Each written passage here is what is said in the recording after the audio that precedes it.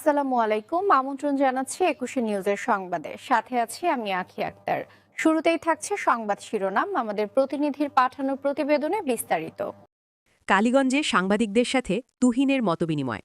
মোহাম্মদ বিলাল হোসেনের প্রতিবেদনে ক্যামেরায় ছিলেন মোহাম্মদ শরীফুল ইসলাম।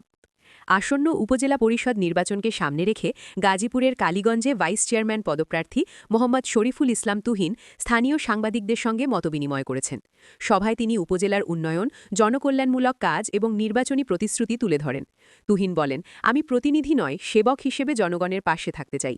তিনি যোগাযোগ ব্যবস্থার উন্নয়ন, শিক্ষা ও স্বাস্থ্য খাতে গুরুত্ব দেবার পাশাপাশি মাদকমুক্ত ও বেকারত্বহীন কালীগঞ্জ গড়ার অঙ্গীকার করেন। এছাড়া মাদকের সাথে জড়িত কাউকে ছাড় না দেওয়ার কথাও জানান। এ সময় সাংবাদিকরা স্বচ্ছতা, জনসম্পৃক্ততা এবং উন্নয়নমূলক কার্যক্রমে গুরুত্ব দেওয়ার পরামর্শ দেন। মতবিনিময় সভায় স্থানীয় সাংবাদিক, রাজনৈতিক নেতৃবৃন্দ ও সমর্থকরা উপস্থিত ছিলেন।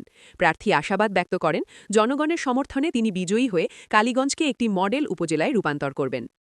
প্রথমেই আমি নজর দিব তরুণরা যে কর্মসংস্থানের দিকটা আছে ওইটাতে, এবং মাদক থেকে কীভাবে তরুণদের দূরে রাখা যায় ওই দিকগুলোতে আমি ইনশাল্লাহ আমি যদি নির্বাচিত হতে পারি তো আমার কালীগঞ্জে মাদকের উপরে একটা প্ল্যান করা আছে। যারা মাদক ব্যবসা করে বা মাদক ব্যবসার সাথে জড়িত, আমি চেষ্টা করবো তাদেরকে তাদের বাড়িতে গিয়ে বোঝানোর এবং বুঝিয়ে তাদেরকে অবশ্যই একটা কর্মসংস্থানের ব্যবস্থা করে দিয়ে দেন। তারপর ওদেরকে বলতে হবে যে তোমরা এই জায়গা থেকে সরিয়ে আসো।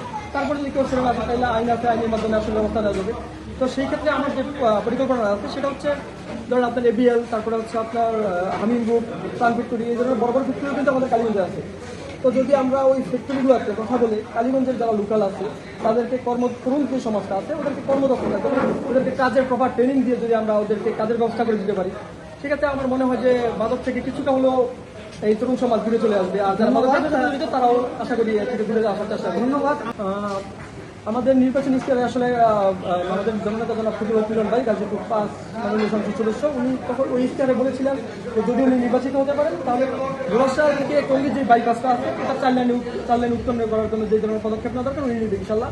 এবং আমরা ওই সময়ও কথা বলেছিলাম যে যদি কালীগঞ্জ থেকে যেহেতু বাসের মাধ্যমে কোনো যোগাযোগ ব্যবস্থা নাই, সেক্ষেত্রে আমাদের নেতার মাধ্যমে আমরা বিআরটিসি চেষ্টা করবো অবশ্যই যোগাযোগ মাধ্যমে আমরা বিআরটিসি বাস অথবা ব্যক্তিগত মালিকানাধীন বাসের যে পরিবহনগুলো আছে সেটা কালীগঞ্জ থেকেও মিনিমাম টঙ্গী হয়ে আপনার ঢাকা মসজিদের পর্যন্ত যাতে যায়, ওই ধরনের একটা চিন্তা ভাবনা আছে। আমিও চেষ্টা করবো আমার নেতার সাথে কথা বলে যাতে এই ধরনের পরিবহন যে সমস্যাটা আছে সেটা সমাধান করা যায়। আসলে কালীগঞ্জের যেই জনসংখ্যা এবং যেই চিন্তা ভাবনা আছে আমার তরুণ সমাজ নিয়ে, যদি আমাকে ভোট দিয়ে কালীগঞ্জের সাধারণ মানুষ আমাকে গঠিত করে এবং আমাকে ভাইস চেয়ারম্যান হিসেবে পাশ করায়, তাহলে আমার একটাই চিন্তা ভাবনা থাকবে, কালীগঞ্জের সাধারণ মানুষের দুঃখে সুখে পাশে থাকার।